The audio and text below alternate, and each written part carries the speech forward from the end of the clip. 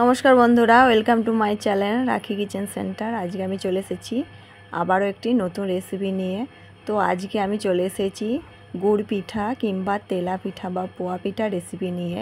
তো বন্ধুরা, পুরো ভিডিওটা দেখার অনুরোধ রইল। আজকে আমি তালের গুড় পিঠা বা পোয়া পিঠা বা তেলা পিঠাটা বানানোর জন্য এখানে নিয়ে নিয়েছি হাফ বাটি পরিমাণের চালের গুঁড়ো। তো এটা কলের চালের গুঁড়ো, হাফ বাটি আমি নিয়ে নিলাম চালের গুঁড়ো। এরপর আমি সেই বাটিরই একই পরিমাণে নিয়ে নিয়েছি হাফ বাটি সুজি।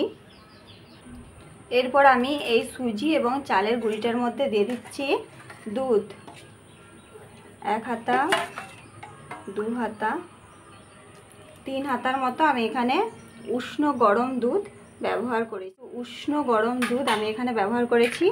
দিয়ে আমি ভালো করে দুধটার সাথে সুজি এবং চালের গুঁড়োটা ভালো করে মিশিয়ে নেব।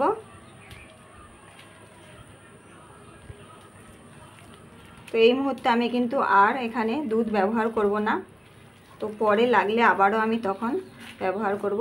তো এইভাবে আমি রেস্টে কিছুক্ষণ এটাকে রেখে দেব। আমি হাফ বাটি পরিমাণে নিয়েছিলাম সুজি এবং হাফ বাটি পরিমাণে নিয়েছিলাম চালের গুঁড়ো।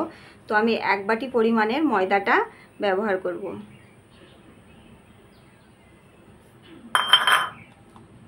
ভালো করে এটার সাথে মেশাতে হবে এবং এখন আমি এবারে তালটা দিয়ে দেব।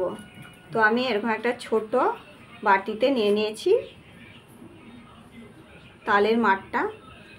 আমি আগে থেকে গরম করে রেখেছিলাম তালের মাঠটা, এটা এর মধ্যে দিয়ে দেব। তালটা দিয়ে আমি সমস্ত উপকরণগুলো ভালো করে হাত দিয়ে মেখে নেব।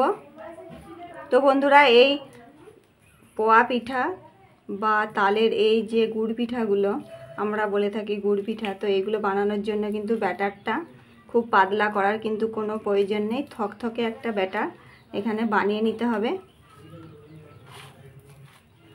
এইভাবে আমি হাতে করে ভালো করে মেখে নেব।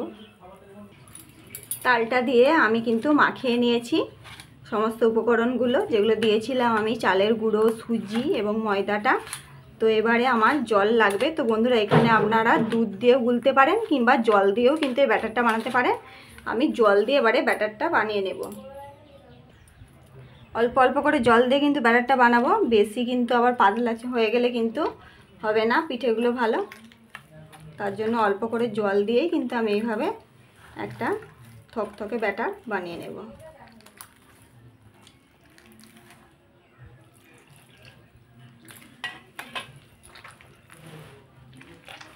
দেখুন বন্ধুরা, জল দিয়ে কিন্তু আমি ভালো করে ব্যাটারটা মাখিয়ে নিয়েছি। তো এখন আমি এর থেকে আর পাতলা করব না, এখন আমি এর সাথে চিনি মেশাবো। তো চিনিটা মেশালে ব্যাটারটা কিন্তু আরও একটু পাতলা হয়ে যাবে। তার জন্য আমি এখন আর একটুও জল ব্যবহার করছি না। যেই বাটির পরিমাপ করে আমি ময়দা, সুজি এবং চালের গুঁড়ি ব্যবহার করেছি, সেই বাটিরই পরিমাপ করে আমি নিয়ে নিয়েছি হাফ বাটি চিনি। এরপর আমি দিয়ে দিচ্ছি মৌরি। তো মৌরিটা দিলে খেতে কিন্তু পিঠাগুলো একটু স্বাদ লাগে, তার জন্য মৌরিটা আমি এখানে ব্যবহার করছি। এরপর আমি সামান্য পরিমাণে দিয়ে দিচ্ছি লবণ। তো আপনারা লবণটা একটু স্বাদ মতো ব্যবহার করবেন।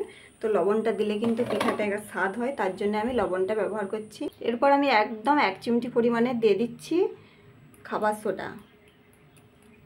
এই খাবার সোডাটা কিন্তু বন্ধুরা একদম 1 চিমটি পরিমাণেরই ব্যবহার করবেন, বেশি ব্যবহার করার কোনো প্রয়োজন নেই। তো সমস্ত উপকরণগুলো এবারে আমি ভালো করে মেখে নেব।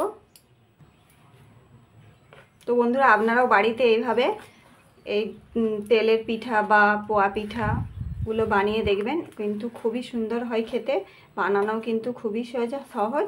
এবং বন্ধুরা, আমার চ্যানেলে যদি নতুন বন্ধু হয়ে থাকেন অবশ্যই আমার চ্যানেলটি সাবস্ক্রাইব করে পাশে থাকবেন এবং কমেন্ট করে জানাবেন ভিডিওটি কেমন লাগলো, এবং যতটা সম্ভব বন্ধুদের সাথে শেয়ার করে দিবেন। এইভাবে ভালো করে আমি কিন্তু ব্যাটারটা মেখে নেব।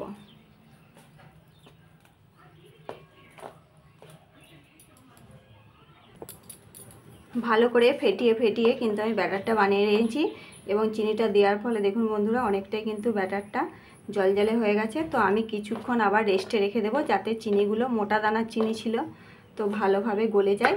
তার জন্য চাপা দিয়ে আমি 5 মিনিট রেখে দেব। ব্যাটারটা আমি যতক্ষণ 5 মিনিট রেস্টে রেখেছি ততক্ষণ আমি কড়াই বসিয়ে ভালো করে তেলটা গরম করে নেব। কড়াটা ভালো করে গরম করে নিচ্ছি। এবার আমি দিয়ে দিচ্ছি তেল। দেখুন বন্ধুরা, আমি তেল দিয়ে দিয়েছি। 150 গ্রামের মতো আমি এখানে সাদা তেল ব্যবহার করেছি। তেলটা আমি ভালো করে গরম করে নেব। আমি ব্যাটারের ঘনত্বটা আপনাদেরকে দেখিয়ে দিচ্ছি। এইরকম কিন্তু ব্যাটারের ঘনত্বটা হবে, এর থেকে আর বেশি পাতলা কিন্তু আমি করব না। আমি ভালো করে গরম করে নিয়েছি। এরপর আমি যে ব্যাটারটা বানিয়ে রেখেছি আমি এইভাবে দিয়ে দেব।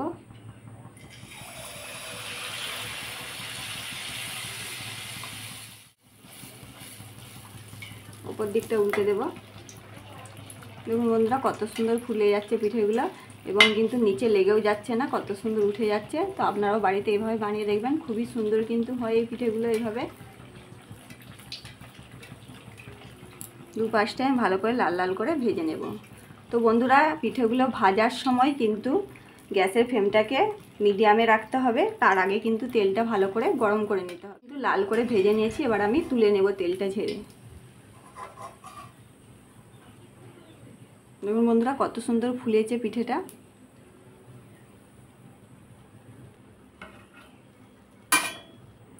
একই রকমভাবে আমি বাকিগুলো দিয়ে দেবো তেলের মধ্যে। এইভাবে আবারও তেলটা এইভাবে উপর দিক দিয়ে দেবো, তাহলে কিন্তু খুব সুন্দরভাবে ফুলে যাবে পিঠেটা। এইভাবে আমি সমস্ত পিঠেগুলোই ভেজে নেব। খুব টপটপ কিন্তু পিঠেগুলো ভাজাও হয়ে যায় এভাবে। দেখুন বন্ধুরা, আবারও একটি পিঠা কিন্তু আমি ভেজে নিয়েছি। এটাও দেখুন কত সুন্দর ফুলে গেছে। তেলটা ছড়িয়ে এবার আমি তুলে নেব।